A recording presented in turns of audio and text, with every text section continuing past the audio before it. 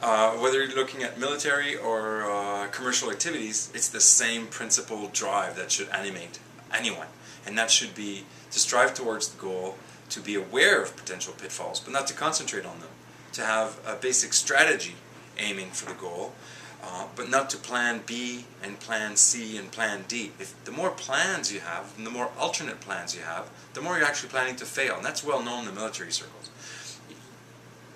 Any great military leader would say you make a broad strategic plan and then you engage. You have to get out there and do it. And then you have to manage the events to make sure you come out successful.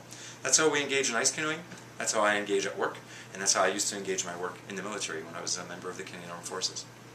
Okay. Talk about how you bring sort of some of your more technical experience into this field to give your team the edge.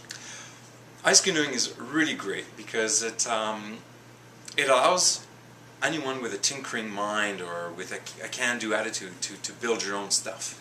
You can't go to the store and buy ice canoe stuff. So you have to be able to you have to have some team members that are problem solvers and put stuff together. In our team, we're lucky. We have an award-winning machinist.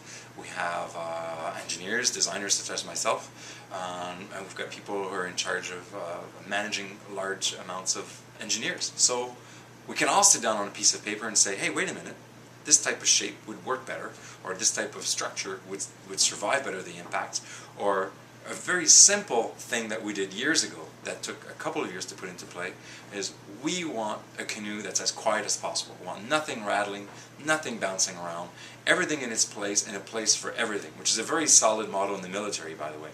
So after 2 years of work, we actually got the boat up to that par. Everything in its place and a place for everything. When we move this boat around, the only thing we hear is the hull on the ice. None of this oar rattling stuff or water bottles shaking all over the place. It's just the boat and the ice and then your target. Very few boats on the river are like that today.